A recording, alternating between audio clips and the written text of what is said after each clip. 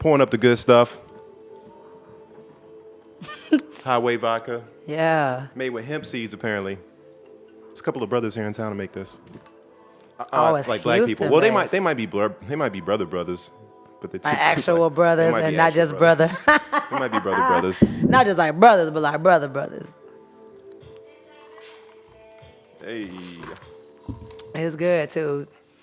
I think it's a little too good. That might have me relaxed. Too relaxed on the way to Corpus. I was like, I'm relaxed. Yeah.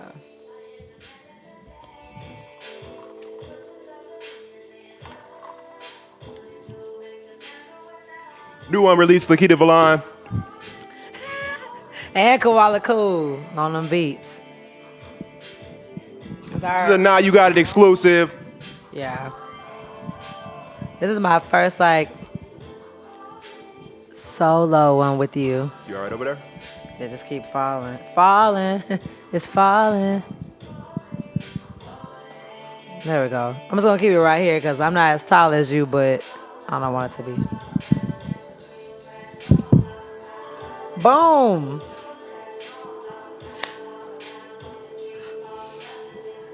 So I don't even know. I feel like I'm just trying to follow your lead. See how we lead this conversation. I Yeah. figure the way we're gonna start off things from now on is we're gonna have some good music to start the show off with. Get the vibes right, you know. Shout out any sponsors if we get sponsorship. Highway, you ain't paying us for this right now, but I do expect you to see this and recognize the That potential. we're rocking with it, you know. $100 an episode, that's what we're looking for. Yeah.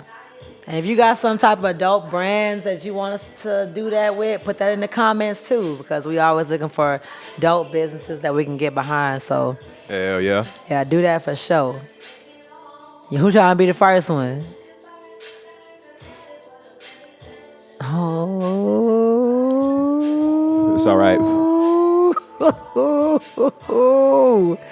Right when the camera starts too. Lakeita don't smoke, it's okay. It's just CBD anyway. Yeah. It's a little CBD. You know, we're gonna play the song Green. Had to get the green going just a little bit.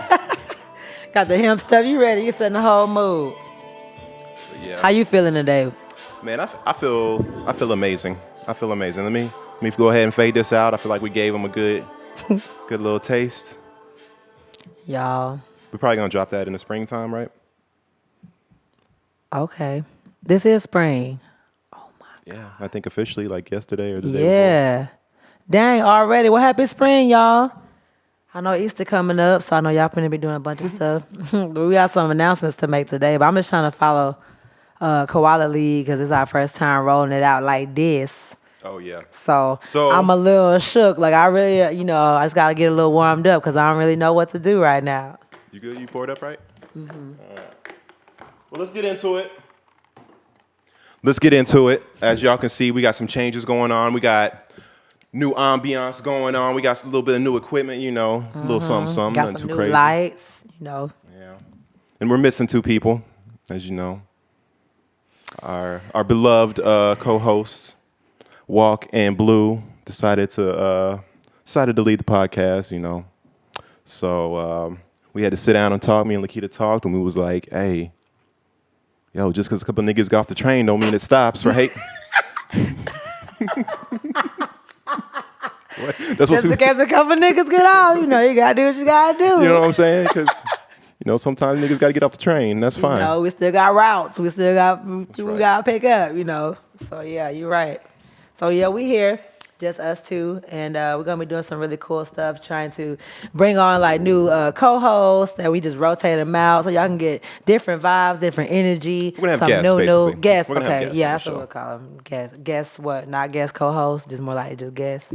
Yeah, just guests to come on and, bullshit with us. We're probably not going to be like really interviewing people like that, but, just to have different personalities come on and, just give their perspectives on whatever we feel like we're talking about. Yeah. Yeah. Honestly, I feel like it's gonna be cool too because like we are the people's podcast. I feel so when having The more people's people, favorite podcast. Favorite. Okay, let me. I ain't say that just because I was trying to keep it sure y'all get it. Dang, this how it's gonna be. I'm gonna get bullied every episode. It's not I already bullying. know. I'm just saying. No bullying going on. But it's gonna be cool though. Like I've always enjoyed. Like I feel like more people will start watching it anyway because of the fact that they'll be able to be like, "Oh, this the episode I was on," Right. or whatever like that. So Yeah. I think it's gonna be super dope. We'll have our first guest. Like what we're gonna roll that out in spring too. Rolling guest. out our first guest in spring. Oh, I gotta suppress my Alabama. I gotta articulate now. Every time I get to Alabama, Koala be like, "What? Excuse me, come again." So now I gotta make sure I get real like articulate. I'ma try, y'all. You got it. I know. I feel like I got it. I'ma try. I'ma do my best, you know. But yeah, we in this thing. In this thing, we're just trying to not start over, but we had to. When two people that you really like care about lead a show, it's a tough feeling because it could be very discouraging. I feel like, and I was discouraged, but luckily, I was able to talk with Lakeita, and we was like, "Yo, you still want to do this?" And I was gonna do it anyway, just because I love podcasting. Like ever since I like the first I don't remember what the first podcast I got into was, like Joe Rogan or something like that. But it's just been like a medium that I really like. I like it as much as I like music, I think. Oh. And I like. Okay. I like producing it, and Yeah. it's just like appeals to that creative side of me a lot. So it's like something you like super passionate about. You didn't want to see it dwindle, but you was kind of like, I don't know, like what to do. yeah, I mean, because what crossed my mind when they left was like, oh, I'll just drop this whole idea and then maybe just go back to just doing like my Vibe More podcast or something like that, But I didn't want to do that. We've already put so much work into this, and I feel like it's a Yeah. I'm definitely the type, like, once I see it, like, I understood your vision, and when we all, like, got together and stuff, I was like, okay, I can see this happening. But then you have to be kind of prepared for, like, other change, but I didn't want to give up because I love it. Like, I really do love it. I've never been a part of a podcast. I've been on people's podcasts, but I've never... You've been on everybody podcast. Everybody's? I was trying to get on Vibe More. Oh, man. That was the first one I was trying to get on. Yeah. Oh, man, yeah. Ooh, sad times. Vibe More is like an ex-girlfriend. It's like I really wanted to work out, and then it just didn't work out. So it's just like I'm sad. Now I'm sad. She's still out there looking good. I'm still looking good. You still looking good, baby. You still looking good out there. Because I still pull up the YouTube channel and be looking back at some of the stuff. I'm like, oh shit, that shit nice. Yeah, when I first like met you and like started kind of figuring out like what y'all do and stuff, I was showing a lot of my friends in Corpus and showing everybody the Vibe More, and they was like, "Hey, this is dope." I was like, "I know, I'm trying to get on." And out of nowhere, he was just like, "Yeah, It's just a lot of work, man. And with Vibe More, I was trying to do it by myself. And it was just and so originally it was just an audio podcast, which is what a podcast started out as, and then the video got added. But as I saw podcasts be getting more popular, I noticed like video became like a very key component in creating them. So I was like, man, if I'm gonna continue to do this and be successful, I got to start incorporating videos. And man, that's like a whole nother job. It's a whole nother job, and not my job. Not something you're trying to do. No, that editing, y'all, it literally takes over your life. Before when I got here and I sat down, I think Koala was about to put me in the CPT category, y'all. I really do be on time. You be on your time. I know. No. That's how it felt. It was like one of those moments where I was like, oh my God, something that I used to take pride in, I'm actually slacking on. But I knew that already. Like I self-evaluate myself a lot. So even if I don't say it out loud, like I knew, like, Lakeita, you got to get it together after today. Like, you got to get it together. And then the fact that I came in here, it was, like, very reassuring. Like, so I might have to put you in the category of people that I got to show up an hour early. And I'm like, oh, my God. Normally, I wouldn't mind. I can understand being busy. But with most of I recognize that you're busy and people are busy. So that's why before we schedule anything, I'm like, what works best for you? Yeah. Right? You know what I'm saying? So I try to accommodate on the front end. That way, there shouldn't really be a reason for you to have to like try to like rush and get places. Like, you know what it used to be like when I used to live out there like far from them, like an hour and something, and I would live out there with my mom. And when I'm there, I have my own room and stuff. So I would probably say that that's probably another reason why. Like, I like to clean up before I leave too. So I try to I do wake up in time enough to factor all those things. But what I will say, when I have my own room, it was just easier for me to be like, okay, boom, let me close the door. I'm at my friend's house, which I'm super excited that she allowed me to be there, but I like to make sure it's like clean before I leave. Oh yeah, too. for sure. Yeah, especially because I'm in the open space. So like no matter what time I wake up, I be getting up like, okay, I'm finna eat. And then I had somebody will call. Like my mama will call, somebody will call. So I was on the phone with my sister, my mama, and I was like, I gotta get off of here. It's like that will happen. I will set my alarm and I'll wake up. And if I had no calls or nothing, I would have definitely been like, Oh, but I know you got calls. They do. And you taking all of them. I do. And talking for however long.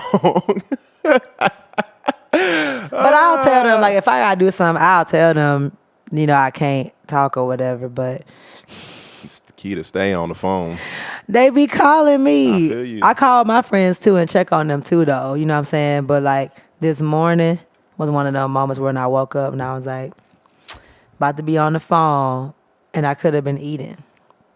Like, I could have been eating and doing all the things that I had in my mind that I was going to do if I wasn't on the phone. And then I still got off in time enough, but then after that I realized, oh my God, because I was on the phone, I haven't eaten. And now I didn't want to make the same mistake I made. I had a hangover yesterday, and I didn't want to make that same mistake. So I was like, I have to bring something. So it's like, oh, maybe let me get it partially ready. And then I'll bring the rest over here and get ready. And then I'm like, oh, shoot, I need food. Oh, snap, I got to clean up after that. So it was like and that's what happens there. So even though I've been there for a month or two now, I'm still kind of adjusting to that. And then I'm adjusting to the idea of, even if it says 20 minutes away, I got to leave 20 minutes before that. And that's what's killing me. Okay. But I promise you, today's the last day. However, y'all, I do communicate well. So I'm not going to ever just have you sitting there like, man, this nigga said, whoop-de-woo. Like, I'm going to communicate. But in my mind, I knew I was going to be late. I was like, I always appreciate the communications, but I feel like in the moments, I don't care. What do you mean? Like if you're if somebody's running late, I really don't even care. Unless it was like a crazy ass reasoning. If you're just running late, I don't care. Just get here. You don't even need to text me and tell me. You can text me and tell me you're running late, but I don't need to know if it was because of traffic. I don't need to know it's because of this or because of that. I just feel like when nobody gives, I just feel like if I don't give an explanation, it'll come across as I don't care about this, is what I'm trying to say. Because you know how sometimes you work with your friends and you do stuff and they don't put value on this. They feel like, oh, because you're cool, I could just pull up at any time. And then my thing is I want to reiterate to let you know that's not what I'm thinking in my head. I'm not oh, it's just koala. But the words don't do that. Oh, I know it's action too. I know it's action too, but I feel like if I don't explain and be clear about what's on my mind, then if you go straight off my actions, it's going to feel like I don't care because I'm late. Right, and I am. So, what? But I understand. I really just go off of the actions. I don't really care what people tell me their excuses are. I don't feel like it's an excuse. But I know what you're saying. Not an excuse you're making up something in order, but everything's an excuse. Even if it is what actually happened, it's still the reason. It's an excuse. Yeah. Or even if it's not, I don't tell you the reason. Yeah.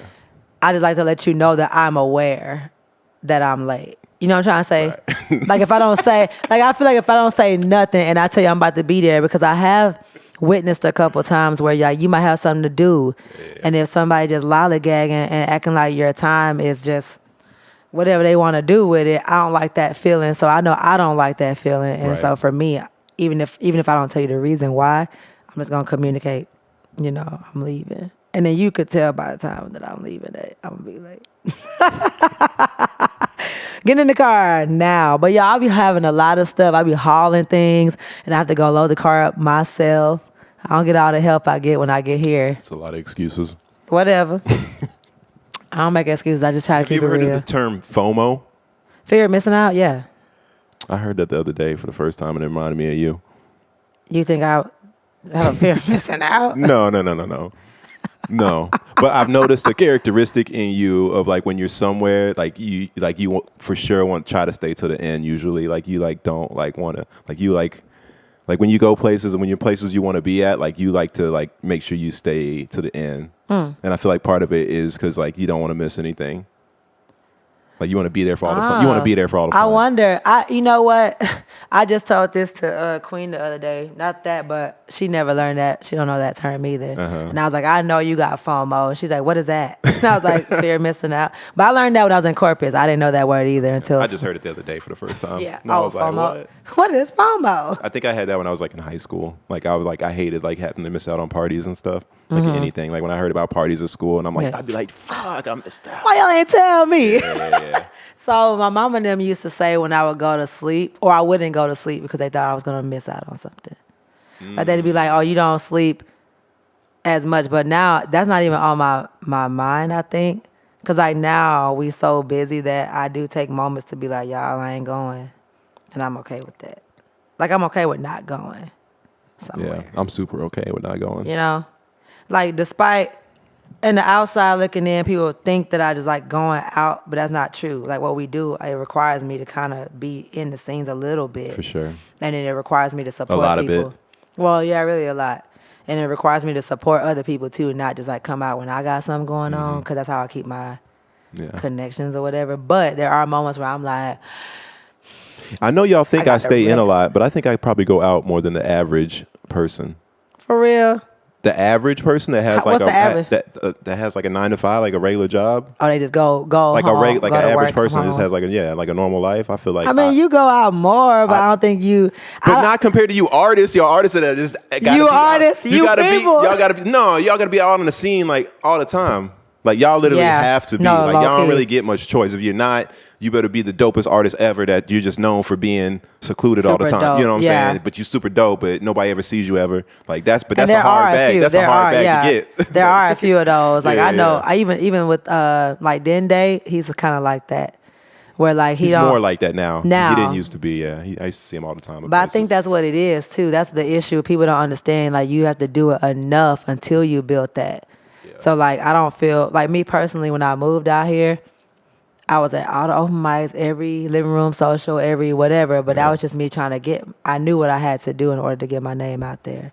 And like now I might pull up to like new stuff or just try to support the people that was there for me when Key I to be first got here. everywhere. You think I be everywhere? Be I know a lot of. everywhere. You know what? I did my groundwork. I will say I did my groundwork in different avenues, and now I get invited to a lot of stuff. Right. You know what I mean? Yeah. Because at first I was just going by myself. I didn't know nobody. That's how I determine whether I go places or not, whether I'm like personally invited or not. Like I don't do the whole like it showed up on my Instagram. Now I'm gonna go there. Yeah, I've never done that. Yeah, the only time I'll do that is if it's somebody I haven't seen in a long, long time, or if I'm just like, oh my God, let me know when your next thing is, and they post it, then I'm like, I'm gonna go check it out. And because sometimes people don't be knowing you're gonna pull up, and when you pull up on them, it makes them happy. Right. I genuinely enjoy seeing people happy too. I know I can't please everybody, but I like seeing people happy. So like if people are showing up to support you, It has nothing to do with FOMO. I don't have fear of missing out. I really don't. I think you do a little bit. I don't. But not like a fear though. It's not like a fear. Like, if I'm somewhere, You don't like not to be there for things. I don't like to. because you're the only one of the only people I know that like when I've been at places and you weren't there, like you genuinely like when I see you and tell you about it, you'd be like, damn, I wish, you know what I'm saying? You really wanted to be there. Like you'd be like, damn, like. Oh my God. You know what I'm saying? And you know, I'm for sure like I'm not really like that. If I don't make something, I'll just be like, all right, I'll catch the next one. So I don't have a fear of missing out, but I do. Yeah, it's not a fear. Because if you tell me something dope, then Yeah. I think what happens is every time I go out of town, something cool happens. It's like where I'll be like, oh man, but I also love a good story. So like I like moments when I'm not there because then we won't really have a lot to talk about. Like if Right. I'm for everything, you know. So I do enjoy that all of us have like our own lives and stuff. And then when we come together, it'll be like, so the other day, right? Right. So like, I had to get over that. FOMO. I didn't know. I mean, I don't feel like I have that though. You don't. It's a. You have like a cousin of yeah, FOMO. yeah. What's like a I don't know. not the fear, but just of missing out. The OMO. Yeah. The OMO. She got OMO. You just y'all. don't like it. You just don't. Yeah. But it doesn't bother me. It does bother you a little bit. No, like it don't bother me. Like and if I you'll stay be somewhere, because I've left early places too, though, but people just don't be counting those. I feel like if I do something enough, people see the consistency, and then when I switch up one time, it's either gonna be like I'm known for that one switch up, or whatever. And I know when I come to your gigs, like we stay the whole time. Yeah, usually. Because we know you, though. You know what I'm saying? So, like, at the end, we know you're finna hang out afterwards a little bit because we don't get to talk to you while you're performing. Yeah. And then if I leave early, it's because either we going to the open mic or I'm just really tired and I'm going home. Yeah. You know? But it's like, if I don't have no real reason for, like, leaving, I'm enjoying myself, and I'm trying to support you, then I know I want to talk to you afterwards. So, like, I might as well just stay. I feel you. But when somebody, I will tell y'all, when somebody invites me to something, I am trying my hardest to come. Because I feel like when you personally, like you said, invite me to something, whether you personally invited a whole bunch of people, you still thought of me. You took the time out to invite me. You don't feel like you're at a level now to where like if people invite you to stuff, they need to make accommodations for you? I feel like that. I feel like if you invite me somewhere, like there better be a free ticket. You better have like a little section for me. Like you better like know that I'm coming. Like that kind of stuff. I will say if they be like, if you pull up Lakeita, you in my section type stuff. That's normally happens though. Like I haven't but really. You're a girl, so you would say that. I put in the work. Girl, the girls always want a section. They always want to get invited into the section. No, but I'm saying like. I put in my work, y'all. I really do be putting in my work for real. Like I put in my groundwork till I built these relationships with people. But that's why I asked, like, because you know what I'm saying, like, because you're like, it's like your status is getting higher up there. You know what I'm saying? So you're getting a little more status. So it's like you could just pull up, but like, yo, if I'm gonna pull up, like, I ain't no regular person. I don't think I would ask for that. Is that bad? No, I know what you're saying. I don't know. I feel like I try to stay. I don't think about myself as that. But I also understand, like, if something costs or whatever, and they say, hey, pull up, I'm doing the same thing. I'm trying to get people to come to my tour, trying to get people to do whatever. Right. Yeah, and it's like, it just kind of sucks because we all are indie artists. So we all are doing things that we try to make money, but we're asking the same people, and we're all trying to do the same thing. So it's like, yeah, we can't always come and pay because we trying to get paid. Listen, but... You know? See, so if you ask me to come to something and I need to buy a ticket, I better be able to just do the business with you right there because I'm not about to go to some website and I'm not about to do everything that the normal person does. But then when we promote stuff like the Cypher, y'all expect everybody else to do it. So that's what I'm trying to say. It's like well, the Cypher is different because that's actually just... But then somebody might be like, well, why I gotta go? You know what I'm saying? Like... That's cool. Then we can have a talk. What? No. Respect is a thing that's like people get like a certain level of respect. Then if you want more than that, you actually need to like insist on it. Okay. Like, you know what I'm saying? You can't just expect anybody to give you more respect than they give the average person. The people that get it though, they demand it and they say this is what I want, right? It's not ever just, it's rarely, unless you have a high enough status, people get extended to you. But a lot of times the things that I want like is more than what everybody else is getting. Yeah. But I'm also going to type of person to be like, no, this is what I want. I don't expect you just to know. Like, I expect this. Yeah.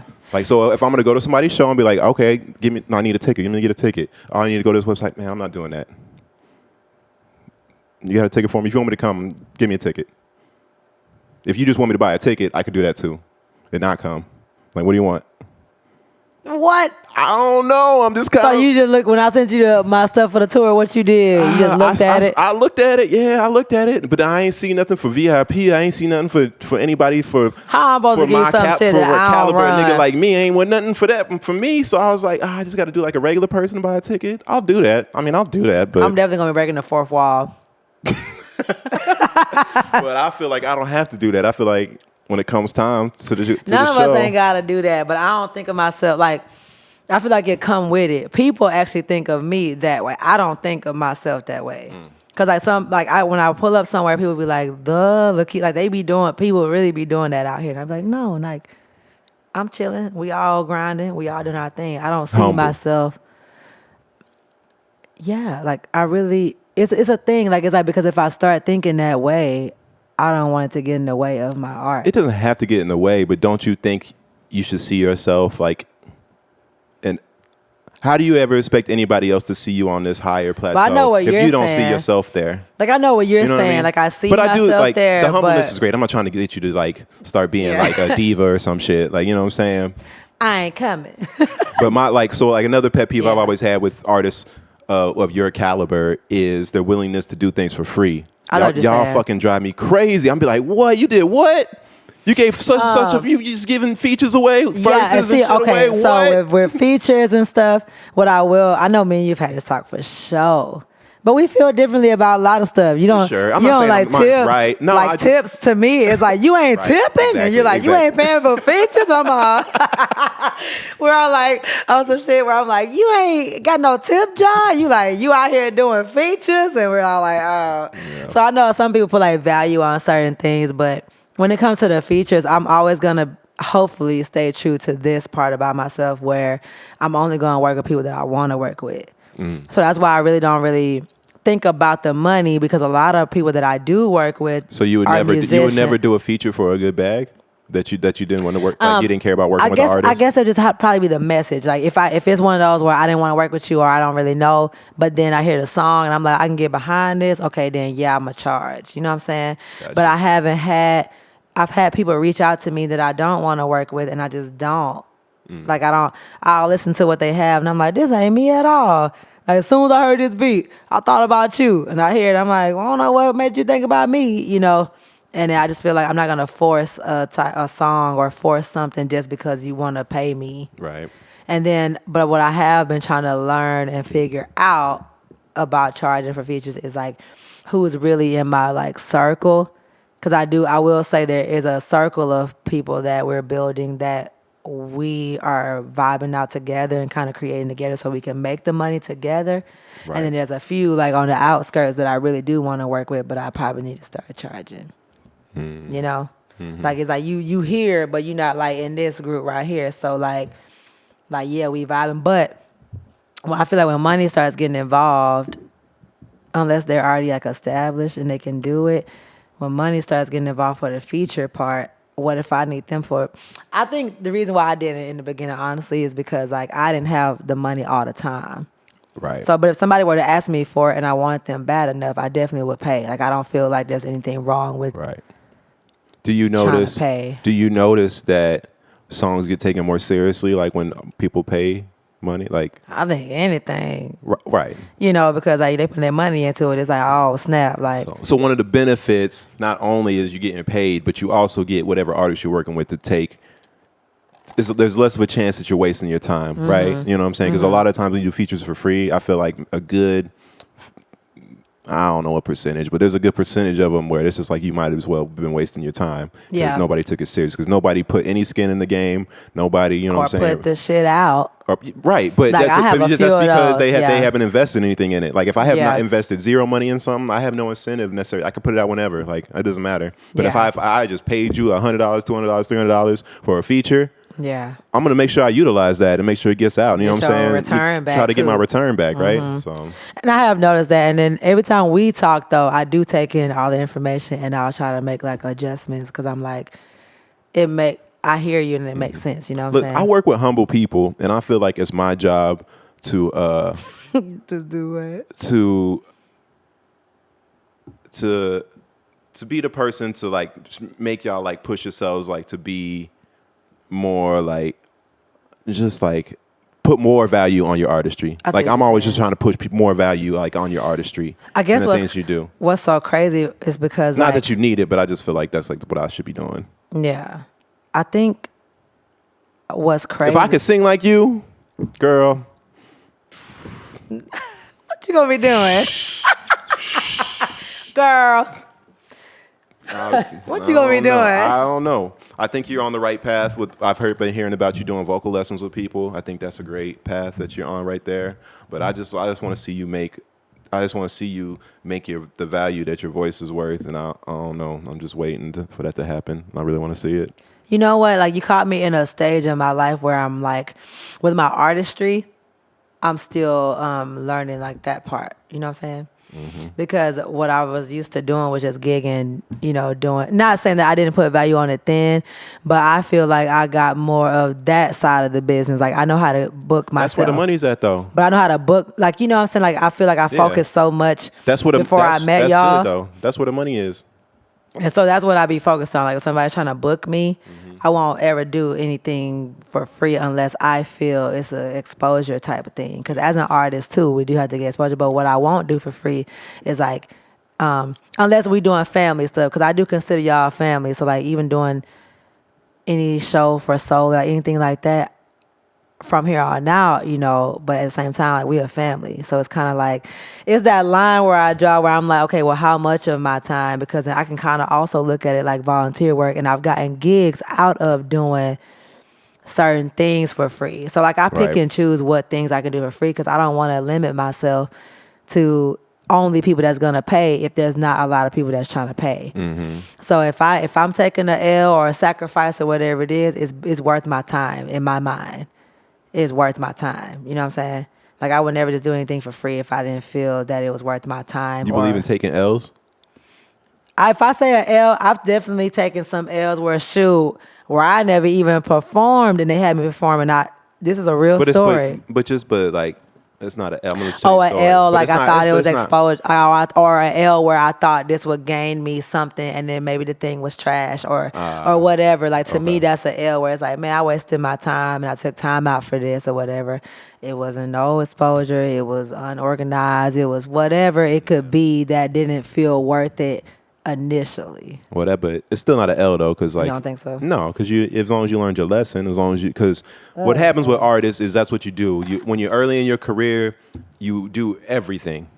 You go to all the fucking shows. You go to all the open mics. You go to everything, and then as you progress, you have to learn these lessons of places that aren't worth your time and aren't worth like this or that, and you end up meeting the people that are gonna try to waste your time talking about, hey, let's link up, let's do this and this, and you're just gonna but you have to learn these lessons of what those people look like and how they move, and you got to learn these lessons about venues and places that you do shows at. Like some of them ain't gonna be worth, some of them are just gonna be like unorganized, but you don't know until you go. You know what I'm saying? But if you learn the lesson, then it's never an L. Okay. Right. Well, it's just a lesson. I feel you. It's an L. It's a lesson. I feel you. Because, like, I think that's what I was growing through in general. Yeah. And even, like, now, even last year, I recognized it last year. Like, I've been here 2 years now, so even the first year was me just going. But it still wasn't, like, people telling me to go somewhere. I purposely was looking for places to go. And then once I kind of got in, those people put the value on me because there's a lot of people that say, man, you're a dope person, you're genuine and this and that. Like, I want to work with you. And in my mind, it be some of them that I really be wanting to work with. And so when we finally do, they what you're saying, they put that on me. And that's the tricky part, because you can like somebody and they can be an awesome hang or whatever, but then when it comes time to do business, they might not be able to they may be the worst person in the world to be able to do that with. So it's like, damn, this person's talented, I like them, but then they just don't know how to do business, so it's a waste of my time to do anything with them because they don't know how to do this right. Unless you want to be their teacher. And kind of like help. And help them, guide. Right, like, yeah, and there's a few of those in there somewhere where I feel like they even have said like benefiting from hanging around, that they're kind of like learning and growing. And I learned too, like I said, I didn't know a lot about like the publishing, like all that kind of stuff, because where I was living at, nobody was focused on being indie artists. They were just focused on getting booked. There's a difference. Yeah, because there's a difference between, like in the music industry, there is the recording industry, and then there is like the industry, like live gigs, that like in live shows. Yeah. And that's really where the money is for artists of any caliber, of like whether you're a beginner or expert. They'll all tell you that live shows make the most money. Yep. It's the easiest money. It's straightforward. Hey, I'm gonna come here. You gonna pay me. I'm gonna do this, and we gonna go. When it gets to the recording side, shit starts getting fucking weird. And I wouldn't even say I would say it's not even so much easy though, because I do feel like it's straightforward. Yeah. It's just like you get booked, boom, you get paid. Yes, it's straightforward. Boom. When it comes to recording, this shit gets weird because we start talking about the ownership of things and the rights of things and the splits of things. Like, and it just turns into a lot. And then there's streaming, and then there's just so much. There's a whole lot. And so to make money in the recording industry and selling music like that way, Whoo! Yeah, it's hard. Made my heart start racing thinking about it. No, it's hard for real. It's tough. And I would advise any artist out there that's really, really, really serious about it, you need to try to involve yourself in trying to get more live music, because I feel like if it wasn't for my experience in Corpus, I wouldn't even be like who I am. Like the way that I think is because of how I was living out there, and because of me trying to talk to venues and talk to businesses and figure out like, okay, so we can charge for this, we can charge for that, we can charge for bringing our own sound, we can boom, boom, boom, you know. And I know that stuff now, and I know how to run sound because of school, like things like that. So I would say, y'all, even if you don't want to do a band or whatever you want to do, learn how to run sound. Get you some equipment. Yeah, get you everything you need to know. Learn how to do it, because you don't want to have to depend on nobody. And the more you know how to do, the more you can charge. Or when you knowing how to do everything means that when it comes time and you don't have the time to do it yourself, you can get somebody that you'll be able to know how to get somebody that knows how to do it. Yeah. Right? But if I don't know how to do anything, I will hire anybody to do it, because I don't know nothing about it. And they might be the worst person in the world, right? You know what I'm saying? So learn a little bit about everything. That way, if you need to hire somebody to do something, you can hire somebody that's qualified. Yeah, because then after that, you're just kind of be sitting there like, oh yeah, y'all do whatever. And then you don't know what's going on. Yeah. So yeah. Some gems. Y'all getting for free. Man, what for real? Make sure you like, subscribe. I didn't even know this shit was finna come out like this. Yeah. Make sure you Matter of fact, y'all owe us. Matter of fact, drop some in the. We're gonna drop our Cash App names in the comments. The goal. This is the goal. Okay, what's the goal? We have to get to a certain amount of subscribers on YouTube to be able to actually go live and do super chats on YouTube. Okay. And super chats is a way for people like to pay you through comments. Right. Comments and I shit. seen that. So we're gonna get there, but we got to get these subscribers up. So that's what I'm trying to tell y'all: subscribe, follow, like, all of that stuff. We really need that. I'm gonna start saying it at the beginning of every episode, and y'all gonna get tired of it. But that's what's gonna happen from now on. Ain't gonna stop till y'all do it. Y'all gotta do it though. We here. Y'all gotta support us, love us. Yeah, but yeah, that's some. Yeah, y'all getting some knowledge right now. Yeah, but I don't know. That's just it's a journey, y'all. I would say if you have a vision, just don't give up on it. Keep going. You learn from all your experiences. Go with what feels like natural, but at the same time, if you don't know something, I didn't look up a lot of shit because I didn't even know about it. Like, because you tell me about the publishing, like all that stuff, I just didn't know about it. Right. And I know I am very much a person that I learn from experiences or conversations. Like I know that about myself. So if I don't hear something that I can go back home and go research, I don't know nothing about that. This is why mentors are very important throughout your life. No matter what age you are, you should always have a mentor of some kind, because you can be willing to learn everything in the world, but if you don't necessarily like know what you need to be learning, this is why they have. This is really the reason why we have schools and shit like that. But before there was schools and shit, the way people learned anything is they would figure out what they wanted to do, and then they would go mentor under somebody that does that thing. And that's how they learned how to do their like job. An internship like, almost. Like, but all right, so lawyers, before we invented the bar, every single lawyer that existed only learned how to be a lawyer from mentoring under a lawyer. Like they would go apprentice at a lawyer's office or somewhere and work under somebody, and they would teach them everything. But then, what happened was black people started wanting to become lawyers. And so the system was like, "Fuck y'all, we're gonna make a test in a bar." Yeah, they got really mad. And I'm gonna make sure that all the questions y'all don't know what the hell. I was watching something the other day, and they were saying that there was a lawyer, and he was saying, actually, everything I learned in school involving the law, I like it didn't help me. I didn't learn anything that helped me be a good lawyer. I learned everything after I passed the bar and started working somewhere under somebody. Yeah, I learned everything. You know what I'm saying? So mentorships, like having somebody that you look up to, is so important. And in this day and age of the internet, literally mentors are online everywhere. Like there's so many mentors on YouTube that could help you with everything. Everything that I'm good at, I probably am good at because I looked that shit up on YouTube. I'm not gonna hold you. YouTube helped me with the beats. The beats. I learned how to do everything with the sound through YouTube. Beats too. Yeah. My guitarist is kind of like, he don't know it, but he was kind of like my mentor. Yeah. Sometimes as a mentor, you don't know you're being a mentor, and that's fine.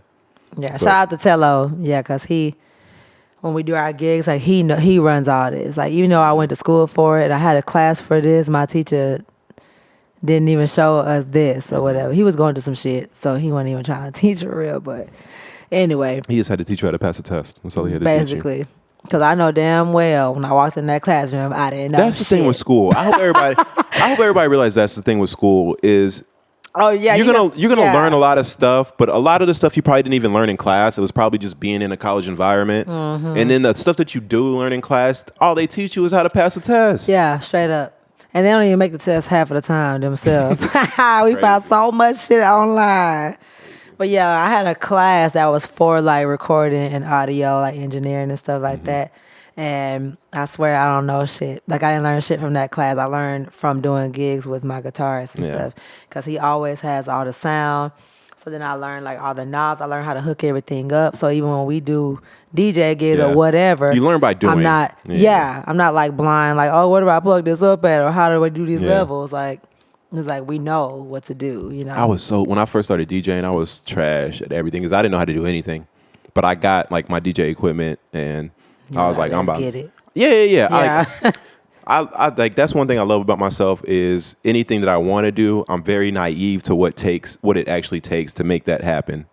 Okay. So I have like this open willingness to be like I could do anything, like because I'm not really thinking about everything it's going to take. All the struggle, like all the obstacles. I'm not thinking about any of the obstacles. Okay. I'm just thinking like, yeah, that'd be cool to be doing that. You know what I'm saying? So let's do it. So I just start doing it, and then the struggles come, but I don't get discouraged by them. They just turn into these challenges, and they're like puzzles. Like I've always loved puzzles. I've always liked building things with like connects and Legos and all that type of shit. So like when like things that make me think. Like I love that shit. That's why I quit my job. It's because I was at a point where I wasn't thinking anymore. I was just doing the same shit. Yeah, muscle memory, and I was doing the same shit. But with this music shit, this shit always keep me on my toes. It's changing. It always evolves. There's always some new sound, new people, new voice, new whatever, new packages, new beat kits, whatever. You know. And when the challenges come, I'm not like discouraged by them. I'm just like, oh shit, let me figure this out. And then when you figure it out, you know that feeling when you figure out some shit. Whoo, it's a good feeling. Yeah. So I have with that for sure.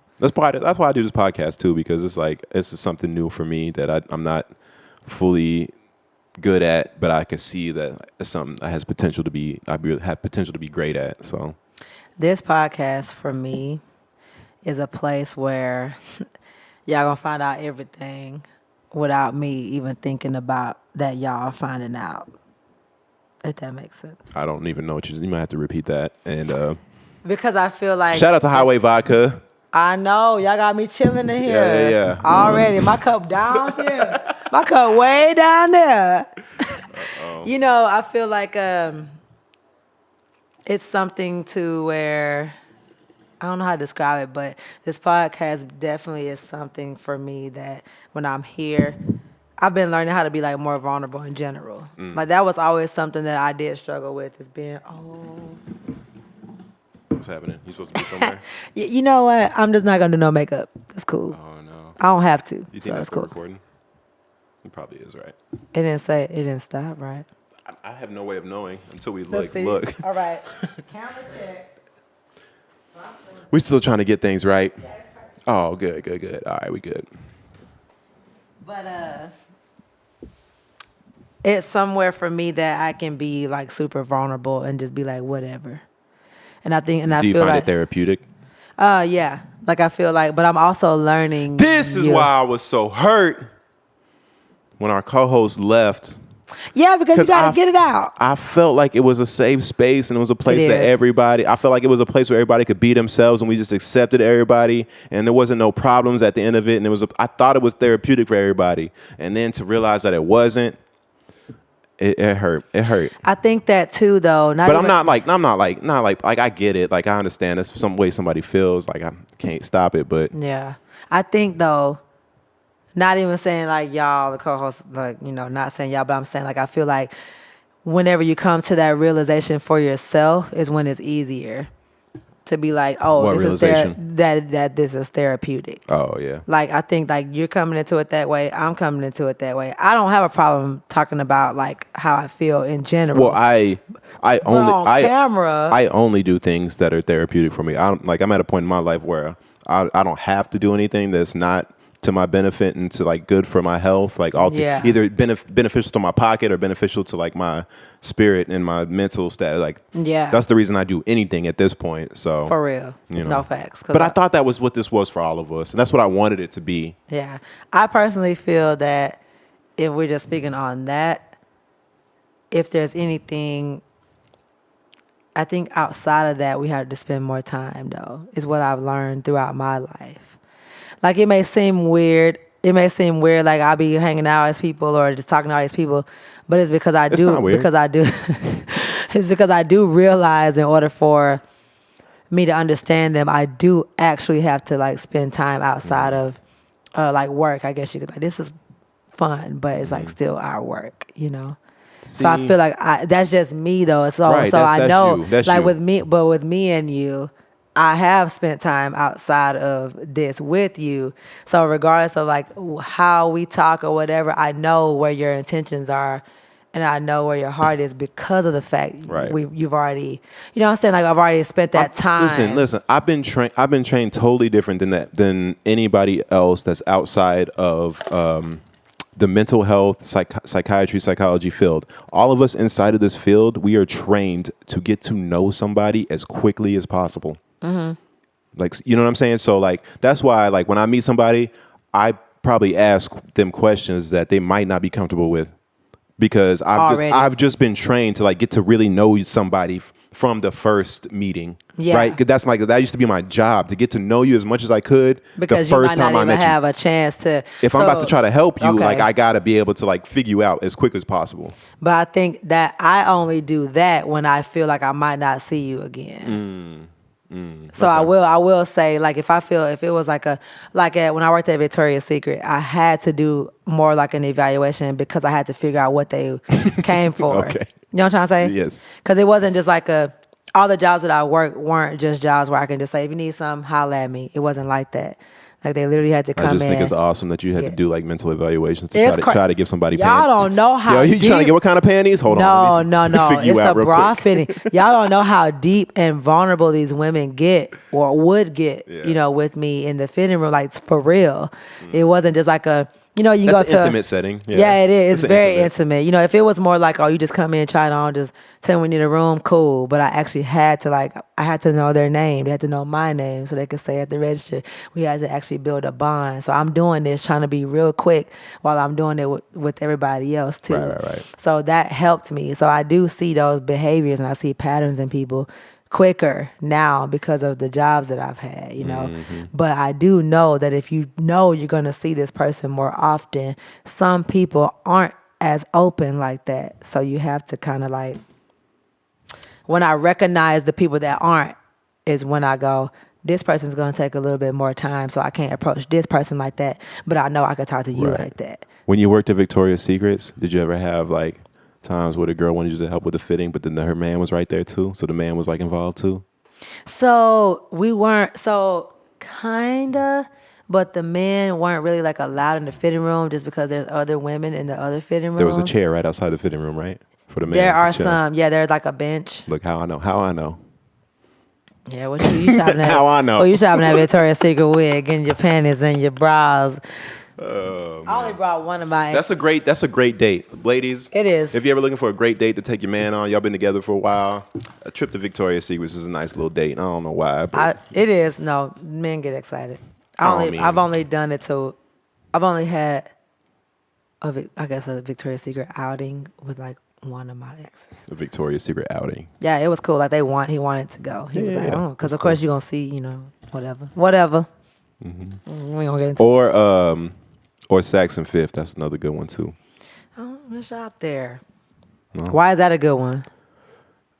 Just the selection for the ladies is like very nice, and then as a man, like you like really, all the ladies want to. From my experience, if your woman is in the right state of mind, the only reason she's taking you is not to get you just buy a bunch of shit for her, but she wants to like try things on for you. Yeah, for you. Yeah, you know what I'm saying, and so the cool, like, so when the more elegant places you go, the more she could just try shit on, and you just there just like chilling, just observing and looking at her look beautiful, and all of this stuff. You know what I'm saying? So that's why I like to shop. But as a man, you have to, if you're not paid and you can't afford to like actually buy anything, you need to get over the insecurity of the fact that you can't afford it and just enjoy the experience. Because I feel like that was something I had to deal with. Like, my lady wanted to go to all these really nice places and try things on, but I knew I couldn't afford nothing in these stores. So I almost didn't enjoy it because it was like, damn, I can't get you anything. So it was like an insecurity I had to get over, that I couldn't afford it. And I had to just realize, no, the only reason we're here is not because she wants me to buy her a bunch of shit. It's because she just wants to like look good in some shit and like show off in front of me. Like, and it's like, you got to realize that.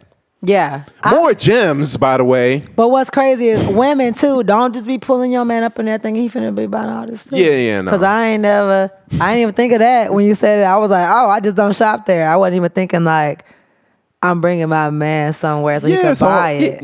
Like, I literally, like, when we would go shopping, like, my last one, he bought stuff.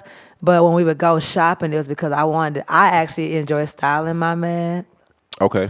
So, like, when I go somewhere, I'm like, oh, you need to put this on. You know, you put it on. And we were like, I'm trying to tell you, you know. Yeah. So I actually enjoy the same thing. What I'm saying is like, there was my mind state in the time. I didn't realize we was going to these places just because she wanted to show off and to show off in front of me. Like, for me, I was like, damn, she's trying to just get me to buy something. Yeah. And that was me being stupid. Yeah. Like, we just really be wanting to look good for y'all. I used to be a simp, y'all. I know I've said this before, right? I used to be a simp. But that makes you a simp? I was a You think that makes you a simp? Yes, absolutely. Yes, I will admit when I'm being stupid. I will always admit when I'm being stupid.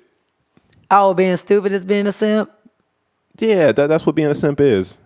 Being stupid. Yeah, it's a lot of. I've been hearing that word. The economy in America is ran off simps. It's ran off people just buying stupid shit. So simps to you are just people buying stupid shit? Or just being stupid. moving throughout life in a way without purpose. Without purpose, and things that don't elevate you mentally, spiritually, and monetarily. Like, you know what I'm saying? Just moving in all the directions that don't benefit you. Okay. And people do it all the time. Yeah. Men especially just do shit that's detrimental to them. Yeah, but still doing it. Just do it for no reason. Not thinking like simps. That's what I'm saying by a simp. All right, y'all. Okay. Because I've been hearing that word a lot lately, and I've heard it thrown around in different ways, though. Yeah. But I think ultimately a simp is anybody that just moves in a way that's, like I said, that's just fucking them over in the long run. Mm-hmm. Okay, that makes sense. I ain't never thought of it. I don't even use that word. And that's how the economy is based off of that. It's based like people just buying shit all the time for no reason, really. Yeah, trying to flex or whatever. Flexing or just for the comfort or just to have just. Now I will say, you know, if you're doing like more self-care stuff, sometimes that don't matter. Or if you're a high earner, and you can just afford whatever, like okay, well go ahead. I know me, But we got broke people out here paying $300 for sneakers. Yeah. But they can't afford their bills. Yeah, now that's retarded. Simping. That's definitely some simp shit. Let me tell y'all, my bills, I don't care what y'all say. I don't care how broke this indie artist life get me. My bills gonna always be I'm trying paid. to get on auto pay level. Like, I feel like there's like a level of wealth where like everything's just on auto pay. Mm-hmm. But I'm not quite there yet. 2 things. Oh, I can't really fuck with auto pay yet, but I have like just 2. Oh, 2. That's cool. My car insurance, my cell phone. Everything I need to. But I feel you. No, I got like I'm at a point where I still need to manage everything month to month. Don't mind. Because I might need a few days. Yeah. Sometimes you be like, yeah. Might need but this artist life, this life ain't for the week though. Like it really ain't. So it be time. It might be on auto pay. You know, that don't mean shit gonna come out. Right. Nah. See, and then that's a whole nother thing. Yeah. Right. Start overdrafting and shit. Oh, man. Damn. That's I forgot I was signed. We could have a whole episode about overdrafts. I feel like because I had so much bullshit. We can talk about that tomorrow. About overdrafts. Yeah. No. We know about that. Oh, we know about some overdrafts for sure. Especially if you don't pay attention, y'all. I think that's why it's not even so much that I don't have the money. Is I don't feel like remembering when some shit finna come out. the way I'm trying to move. You know what I'm saying? Yeah. So like I've had some shit like, oh shit, where it moved, and maybe right now I could have probably waited to pay that bill because it wasn't due yet, but it's on auto pay for this date, and I need that money right now for something else, and I'd be like, oh my Lord. You think, I kind of feel like you've made life too complicated. Like in your personal life, if you get beyond the point where you can't manage your own bills, like from a month-to-month basis without like Freaking out. auto pay or what, like I feel like life has gotten too complicated for you if like you can't manage your bills from month to because month. it's come out, it's the same due date. You know what I'm saying? Ain't shit changing. And I know some people are like that. Like some, especially like if you're like a millionaire, there's probably no way in the world you could probably manage all your bills from month to month, like by yourself. Like just be able just to pay. Like you'd probably spend I don't know how much time just trying to pay bills. Yeah. Just because if you don't have it on auto, you have to go. Just think about it. Just having a house, you got. The average person, how many bills they got? They got a cell phone. Right, they got a cell phone bill. Car. They got maybe insurance. Not even just. I ain't talking about the note. Even if you don't have a car, if you just got a house or a place to live, you got that. You got your rent or your mortgage. You got the electricity. Wi-Fi. You got the Wi-Fi.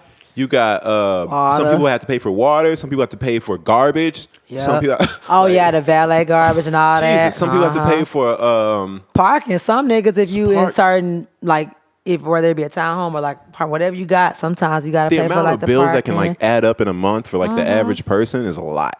Actually, don't even say rent. Like yeah, I have never owned in like a house or anything, but just living on my own for all those years, like.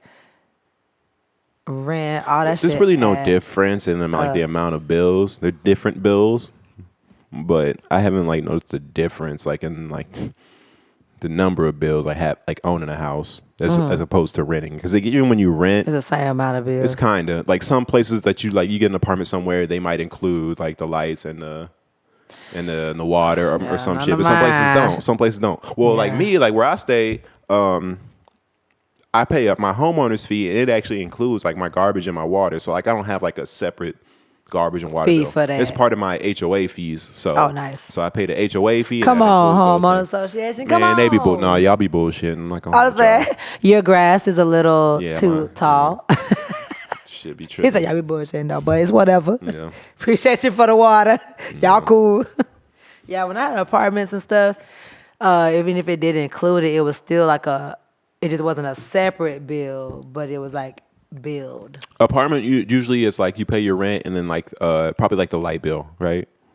Oh no, I had Reliant all my life. Right, that was your electric bill. Right, separate. Yeah. Like so I'm saying most people when they get an apartment, probably their bills for their place is probably like their rent, and then they for sure gotta pay for their power bill.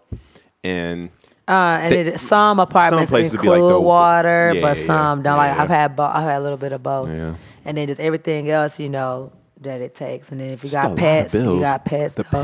I had pet rent, pet deposit. That's why I had to get my own place. That's why I'm ready. I'm ready to get my actual home. But I do realize How ready are you? Are you ready enough?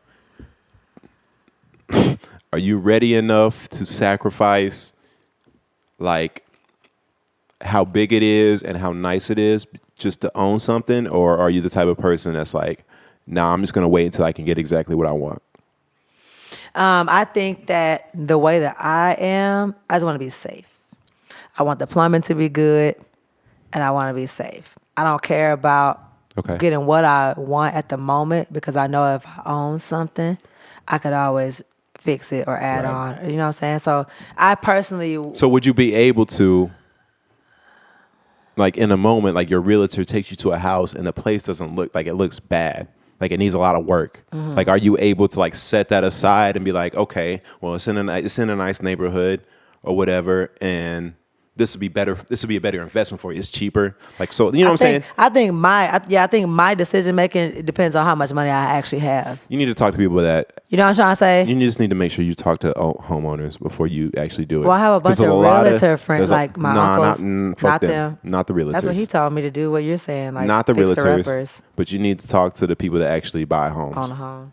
The people that buy homes will be more helpful than the people that try to sell homes, because ultimately, people that are trying to sell you the homes that'll override the. If I can tell you what I vision, like what I've always visioned, I vision myself having like a fixer upper. But what I'm trying to tell you, my decision making depends on how much money I have.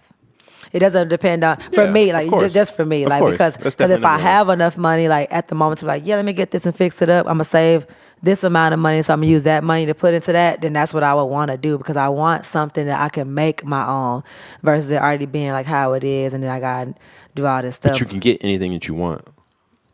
That's what's crazy about when you start looking into buying a house in the market is every option is available. So you'll be able to find exactly what you like. Like if you had to style a home yourself, this house looks like that. Like, you know what I'm saying? Like those options are available. Of course, they're going to be probably more expensive or whatever. So for me, all right. So for me, with getting a house, it came down to what I wanted versus what I thought I would be able to do as far as like fixing it up myself. So like, you know what I'm saying? 'Cause like it's like this place right here, like I came in here and it's not what I wanted at all. And there was other places actually in the same place that had exactly what I wanted. So I had to like make this like assessment. Can I make my place look like this? Like, you know what I'm saying? Can I get what I want? Because you don't want to live somewhere with, especially you don't want to buy a place that you're not happy just with. not- yeah. You know what I'm saying? Like Yeah. that, you don't want to do that. Like, and that's very important not to do that actually. You know what I'm saying? So it's like, damn, you like weighing these things of like, damn, how much do I believe in myself that I can make my place happen. make this happen versus maybe I should just wait and and save for like what I save really save want. for what I really want. You know what I'm saying? You come across these. I think for me, like I'm always gonna make sure there's something in there that I want, but I also see visions and I see potential in a lot of things. So as long as I'm somewhere and I can see it, because I can see like the beauty behind the madness for real. Like I'll walk somewhere and I'll be like, okay, you know what? I might not like this, but I like this and I could probably do this with this, and I automatically see that. Even if it look raggedy or whatever it's supposed to look like, there's just amount of how much of that do I have to do. So even if it's some things I gotta compromise, as long as it's like, well, this is not too big of a compromise for me and I can always change that later, or like I know I can always do something with that later, then I know I can sacrifice certain things. And then there's just some things where I'm like, no. Like carpet, I'll that's one of take- them things where I'm like, nah, I got 2 dogs. Right. And I know we could pull it up. I mean, I know, but it's like certain things where the foundation's already kind of I'll tell you right now, be willing to compromise everything or don't be willing to compromise anything. I don't think I'm gonna get everything I want though. But what I'm saying is either if you come across 2 decisions, either just don't compromise at all and just wait till you can afford everything that you want, or be willing to compromise everything and just get something that you can afford and then just be willing to put in the work. But if you start doing like a middle ground where, oh, let me just get like Now, if you like ask a me like, couple what of am I things, saving like- up for, or what am I really my goal? It wouldn't be so I can just get something. I feel like every time I have a goal, it's so I can get what I want. Right. You know what I'm saying? Right. So like, but if a situation came down to it where it was like, I need a house, I'm trying to do this, and I even though I can't get what I want, then that's when I sacrifice. The sooner you own a home, the sooner you're not just throwing your money down the toilet. So that's always like that was number one in my decision making of like when I got home, I was like, damn, the longer I wait, the more I'm just throwing money down the tube paying rent somewhere. Yeah, well, you can't. So, but I also have like these things like I'm not going to compromise. So it's either like I said, you either got to really be willing to like sacrifice everything or not sacrifice anything when you get a place. Like either get the place exactly the way you want it, or just get a place that's not the way you want it at all, but you know that you're about to make it that way. I see what you're saying. And save all the money you can. While doing so. Yeah, I think the way my life kind of shifted a little bit. So like I used to have this goal or when I wanted a house or whatever, but then once I started kind of working for myself and the money started looking a little different, I focus. I think I'm more focused on that, just my career in general, because I feel like once it comes, then I will be able to do that. But Yeah. in the beginning, I used to be very focused on like wanting to be this like independent like woman that when you see me, I got my stuff. Like I'm not flaunting it. It's just more like I got my shit together type shit. It used to make me feel good. And then I had to kind of just tell myself like, Lakeita, this is the reality. Like reality check myself. This is where you are. this is what's happening, what's more important to you. Just saying that you have a house or getting what you're trying to do kicking off so that way you Right, can right, be right. able to do that. Right. So that's something that I guess a battle with me because I'm not used to like the way y'all see me, like y'all have met me. I mean spinning around, bouncing around, like that ain't me. Like But it's you art, could you know what I'm also saying? see, But you know what I'm saying? I see. But I don't I have understand. I also don't have when I was working and stuff, my jobs at the time weren't the type of jobs where, like, yeah, I probably could save, and then every time I would save, it wasn't enough. Like, I wasn't making enough to where I can say, I saved back so much money to where I can put a down payment. And I also didn't think it was possible at the time. And the older I've gotten, the more I've realized from talking to a lot of homeowners and stuff that you literally you don't even have to have money to get a house, low key. Right. Low key, you know what I'm saying? Right, yeah. I didn't know that. So I'm spending the same amount of money that I would have been spending on a house doing these apartments and Yeah, stuff. you don't need money. If you got good credit, you don't really need money. Yeah. My credit on point. That's one thing. Y'all ain't finna have me out See, here. but what if you like, because I do wanna- your home doesn't necessarily have to be your home. It could be a business too. So for me, that's what I recognize. That's why that was another reason I got a home, because I recognize my home could be a business. But I think of that every time. Like how you know you're at the studio. Like you can't really do that. Like when you rent somewhere, you can't really just transform the space that Hell you're no. in into Yeah. what you want. Like, you Hell know what I mean? no. When you're renting something, it's got to stay the way it is.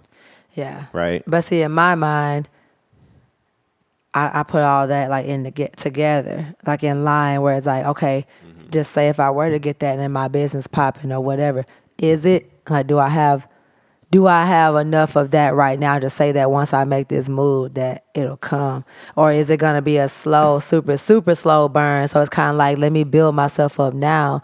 Because now I see It is like, a like it's well, slow. Let me Like, tell I you, know it is a super slow yeah, burn. like I know I've had this place for motherfucking what, 6 6 years or more, and I'm just now like really like actually utilizing it to a place where I can make money out of But this so you know bitch. what you did though, like you said, like you was working in the psychology field and you was able to stack at least something. No, not really. No, not for real. Because I don't You know. was I've what, never. simping out here? You I was said simping. And I'm still this way to this day. I've never been a believer of really like saving money necessarily, just to save money. Like, I would much rather, because I recognize that I could die at any moment, and saving money like is under the assumption that you're just about to live to a certain age, right? So people that save money, they just be assuming they about to just be alive for however long. Yeah. And I've never ever felt like that life was guaranteed to me in that way. No, it's not. You know what I It's mean? not. It's So for definitely me, like I'll save money just to make sure I can take care of like if something happens, like emergencies and Yeah. shit. But I've never been the type of person to really just save money just for fucking mad years down the road. Yeah. You know what I mean? And that I don't know if that's good or bad. No, Like, I don't think I so. don't know. Because if you would have met me a couple years ago and you told me that, I'd been like, oh, that's not good. It's the art. I feel like it's the creativeness in us that makes us go, what the? Because I used to think the same way. I used to think that like I gotta save. I mean, talking about stingy. I mean, the way I am, like helping people, I don't mind. I'll give you a shot off my back. But when it came to like spending money, I was like, I ain't going, like, oh, I ain't coming, I ain't whatever, because I was trying to save money. So you're trying to save money. But the older I got and I realized I'm just going to enjoy my life. But the only reason, all right, so I've been like that though. I've been stingy and been like, no, I'm not about to do this to save money. But it's only ever been to save money to be able to do this. It's never been just to save money, just to save money, like for when I'm old and shit. I've never like really just thought about it like that. A lot of people that do. A lot of people would advise and that's not that that's us bad. too. Not that that's not bad. Yeah, like, but actually, I was watching Joe Budden podcast, and they had this financial dude on there, and he explained to us that every year our currency, the dollar, loses at least 2% of its value every year, at least. So if you save money and just assume that it's not like gaining any interest off of the savings, just having money in the bank, whatever money you have in the bank loses its value by at least 2% every year.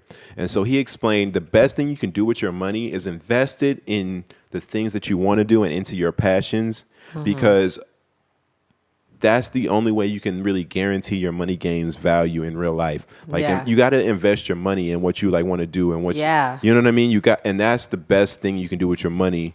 Saving is just great. Like there's nothing wrong with saving money. Yeah, but like y'all But investing your money is even better. Yeah, because I think that that's something that our parents don't. Our parents taught us to save money, right? Yeah. Absolutely. My mama be a hard cold. My mom too. Save money. I'm like, Mom. My mom never taught me goddamn thing about investing. Investing in yourself, Or or either way. whatever. Investing in anything. We don't know nothing. Like my sister and I, we're figuring it out on our own because we both work for ourselves. You know what I'm saying? Yeah. And so through the time, like we have been able to teach our parents, like, to try to see where we coming from. Like, it might not make sense to y'all, but it ain't gonna get done unless we do it ourselves. So, like, it may seem weird that I'm reinvesting back in equipment, or it may seem weird that I'm doing this, but who gonna do it if I don't do it? You know what I'm saying? Mm-hmm. So it's like, that's where after time started passing, is where I realized, I want to start investing in myself, and I'm okay with that if I don't have like too much saved up or whatever, because I know I'm smart with the way I move. So even if something happens, emergency or whatever, like, my shit, my window, you see my shit, like, shit be happening. Shit happens. So I'm not going to be dumb and not have nothing. Right. But then there's also times where, because we work for ourselves, there are times where I don't have nothing. Exactly. And I'm cool. And I'll be like, I'm living my little happy life, and I deal with whatever I got to deal with when it comes, because I know my work ethic, and I know how I am. So I know I'm not going to wallow in a situation and be like trying to make people feel sad for me. Like, if I got to make something shake, I'm finna go figure out what I need to do. I realized I'm in a new situation. What? So from the time I quit my job to maybe until 2020, I've been in a state of not having enough money and just like getting by with the least amount of possible. Mm-hmm.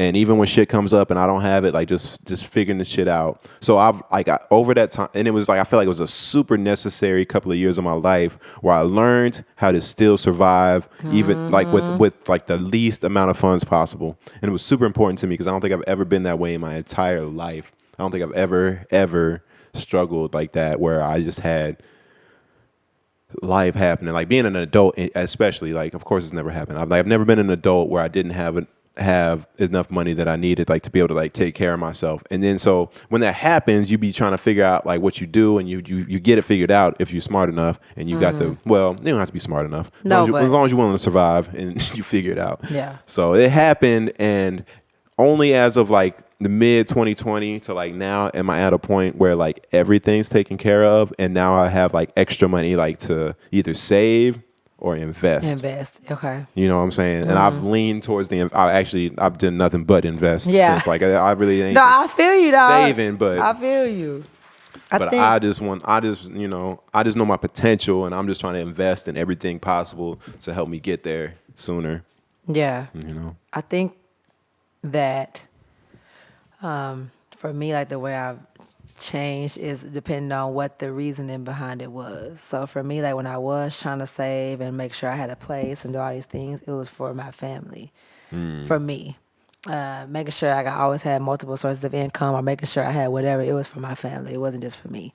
Because of the fact, like, when my dad passed away and stuff, we had family that kind of switched up on us, and like there's a moment in time where like we was homeless a little bit, and I always vowed to myself that I would always be the one to try to have a place so my family could have somewhere to come to.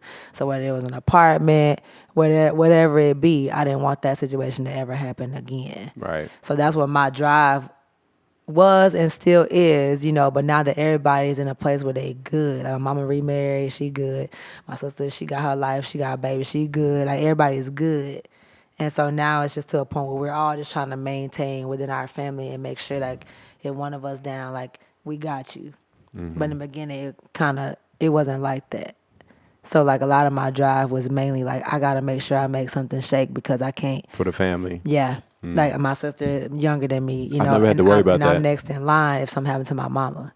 Damn. So I always think, like, anything I'm doing now is still in that way, but I can chill a little bit more because now everybody we all good. And even if there's struggles in between, one of us in the group is always good enough to where we could all kind of like come together and help that person out. That's why I wish my family was closer, because my family is so, like, everybody doing your own things that, like, I feel no obligation towards the rest of my family. Like, everybody take care of themselves. Pretty much everybody takes care of themselves for the most. I don't really know anybody in my family that's just Yeah. needs help really like that. Yeah. But my whole family, like my whole life has always been like everybody just take care, do your shit. You know what I'm saying? There's never Yeah. been like, oh, we got to come together and take care of such and such or this like this. Honestly- Even when my mom was broke, like we like the only person we was able to rely on was my grandma, her mom, and you know what I'm saying? But that was it. But the rest of the family is not really like. Oh yeah, like fam, like the extended family. And my grandma has Nah. always been straight as far as I've been alive, and my mom has always been straight as far as me from high school like on. My mom has just been incredible, like, you know, I'm killing it everywhere. So I've never had to really worry about any of my family at all. And see, for us growing up, that's how it was. Like my mom and them, they had their education, they're good. We had the biggest house, you know, out of our cousins and stuff like that. We grew up that way.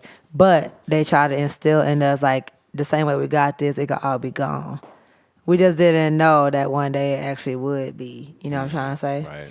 So I feel like until that moment happened to me, the way they was training me, because I'm the oldest, I already had that mentality of like, these are just material things that could be gone. So I've never been materialistic. I've never been, you know, so much like, oh, I need money. It's just more like I'm saving for a rainy day, or I'm trying to do this so that way I can make sure that if my parents die today, that I can do something for myself. Right. We didn't know we was going to lose a parent. We didn't know that was going to happen like that soon. So then once it happened, it's like, dang, this is what they've been training me for my whole life. Right. You know what I'm saying? So it had to kick in. And then once it kicked in, I didn't know it was going to kick in that strong. But I didn't have time to think. You know what I'm saying? I didn't have crazy. time. I didn't have time to sit there and So go. would you say your motivation in your drive for like being accomplished and like achieving things has been, of course, your own personal interest, but then for the best interest of your family is the other driver? Yeah, because I know for a fact that when God blesses me to make it, or whatever make it is in my mind, that's the first thing I'm gonna do is make sure my mom and them straight. She got a house, sister got a house, I got a house. So and this we is so this is good. the contrast between me and you. So because I've never had to worry about my family in that light necessarily. Not since I was in high school. Like my mom definitely struggled when I was like in middle school and like elementary. Like definitely. I feel like the definitely had a firstborn struggle. child, we always But- experienced that. But my motivation for why I do things has always been because I don't ever get that attention or that support from my family. And so for me, in order to achieve anything that I'm passionate about, I literally have to do it for myself because they're not invested in my passion. They're not invested in now like, what I want to do. Now that is where we bond because of that. Because they don't, like, growing up, nobody wasn't like, they knew I was singing and stuff, but it wasn't like that. Now I will say along the way, my mom might have got me, like, she got me some headphones. Like, she believes in me. They believe in me. My mom bought me a trumpet when I was in high school. Yeah, but you know what I'm trying to say? It ain't Yeah. like everything that you've gotten it for yourself. My laptop, everything that I've gotten it for myself. It wasn't I nobody. haven't gotten everything for myself. Mama, I love you, and I appreciate everything you've done. Just kidding. Yo, I love you, Mom. Yo, but you done did a lot for me. I'm not trying to say you ain't did. No. I'm just trying to make sure. Because I don't want my mama to think that Right. either. But my mom, I've had this So conversation. let's make sure we know we love our mamas. Oh, I love You my done mama. did a lot. My mama go hard for did me. a lot for me. Look, I gotta hold the mic with both hands just to make sure I tell you. She did so much for me. love No, you, my Mama. mama and my sister and them, they go hard. We go hard for each other. But I'm saying, like, in my adult life, this is my decision that I've made to quit my job. I made this decision. So that's not a burden on them. That's not on them to say, well, yeah, I see what you're doing, so I'm gonna buy it. That's not their job. You know, if I want some, I gotta save up. I gotta buy my How do you DJ feel about equipment. like when you see stories of like people's mamas that are like that? I don't feel bad. I just feel like the person that gets it always doesn't use it right. Like, I feel like they get these dope parents that's like, well, yeah, I got them a whole I'm talking studio. about like success stories. Like I've heard like a lot of success stories, and like Travis Scott's mom was like super supportive of like his career and like helped him out like a lot. And I'd just be like, damn, Man, yo, like, if they my would've mama ain't did that. But my mom, I guess you got to realize what your parent. I feel like every parent has like, it's like love languages, right? Yeah. So your parent like gives their support like in their own way. In their own way. That, right? but we gotta also realize like the age bracket and our parents' age bracket. They didn't grow up like that. So I don't expect my mama, like, she's learning now. Like, it's because of me and my sister that she is even opened up to this type of entrepreneurship, whatever it be. Right. She don't know. They didn't do that. Right. You know, they was growing up with like, you gotta be a wife, you gotta do this, you gotta do that. Even my stepdad that I got now, he older.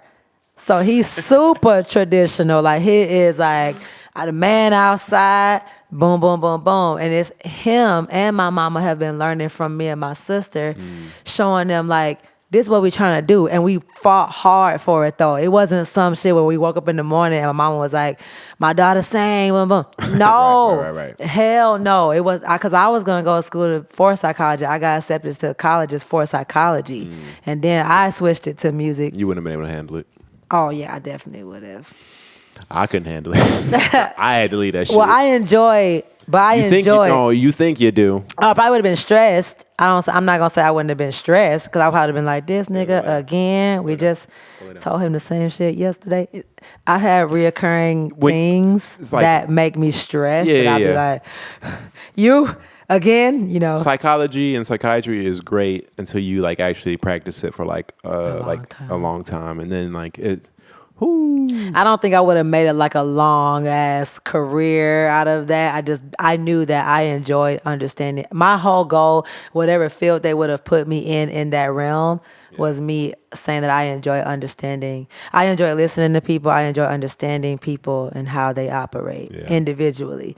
So like that alone, like I enjoy spending quality time with people and like literally them just talking to me and me listening. So I knew just that alone, however far I would have got in my college career with it, whoever my mentor, guidance counselor, whoever would have been like, this is probably the best avenue for you. I just knew that psychology was the realm, but whatever avenue they would have put me in, hopefully it would have been catered to my strengths, you know. Man, shout out to all the psychiatrists, psychologists that have been in their career a long time and actually still do it, trying to think they can help people and not just do it for the money. Because I know a lot of y'all just do it for the money at this point because y'all have learned that y'all can't really help nobody. But I got mad respect for y'all that think y'all that still had a hope and y'all try from the bottom of your hearts. Yeah. And not just for the paycheck. I'm like, I already missed. Because I know a lot of y'all. No, a whole bunch of y'all. That's No, just a whole in and y'all bunch ain't of even. y'all. I'm not going to hold you. Psychiatry is a racket. It's a whole racket. It seems like it would be. It doesn't seem like, I never thought it was something that And would not be to say so that like, easy and not or to say whatever. that like mental health doesn't exist, like, and that like, you know, mental health disorders don't exist. I'm not trying to say that, but I'm saying like, as far as the practice of helping people in psychiatry, that's a racket. I didn't even know. The thing is, like, I didn't even take, the way we grew up, I didn't take mental health like as something, as a something. It's something extra you can take. Or just mental health itself. Mental health, yeah. Like I feel like over time there's been like this movement of like natural, like a lot of movements have happened at the same time. Feminism, natural this, natural hair, no, whatever. And I feel like one of those movements is mental health. And if it wasn't for me being in this artist world, I will say, because a lot of artists are very, my mental health, my chakras, my whatever.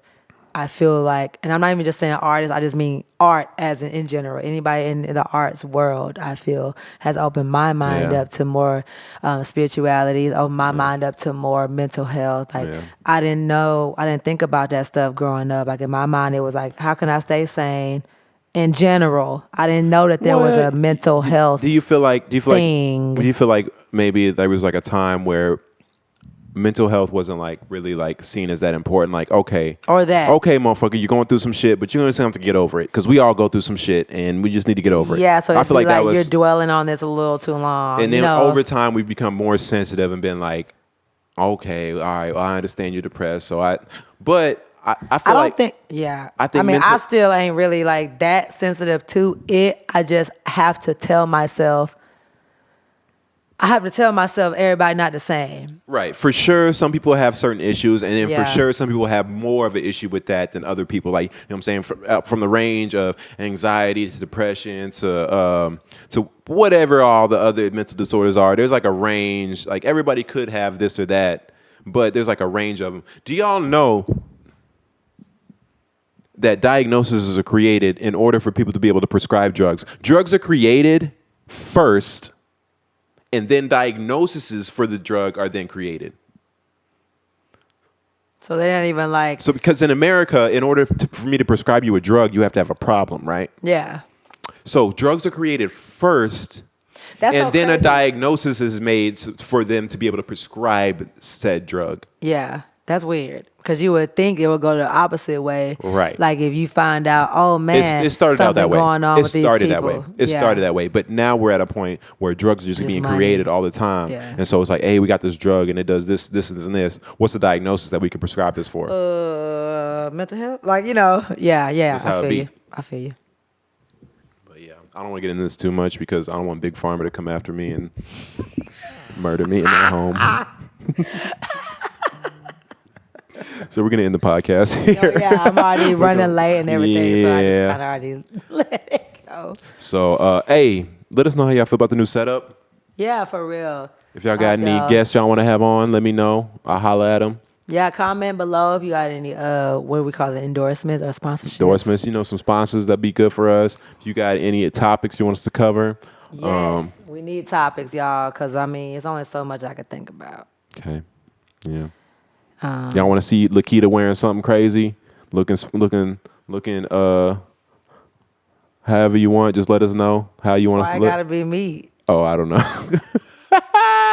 Because Lakeita that's the fashionista over there, so. Yeah, especially if you got fashionista. fashion brands. I was trying.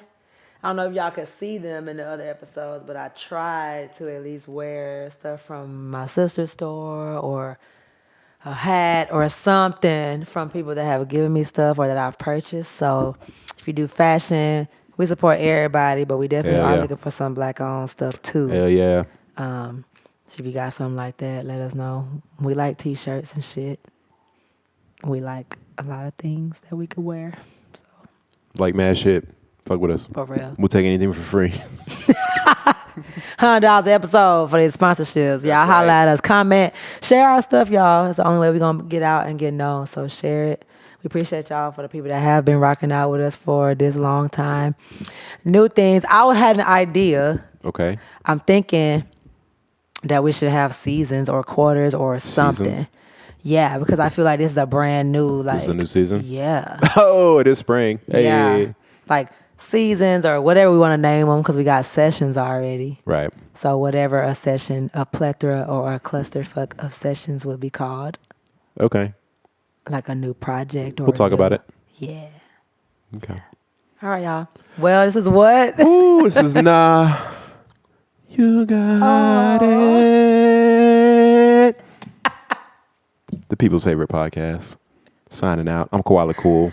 It's your girl Lakeita Valon, a.k.a. DJ Mocha Loca. Yeah. Catch y'all next time. Peace. Okay, cool. Yeah. All right.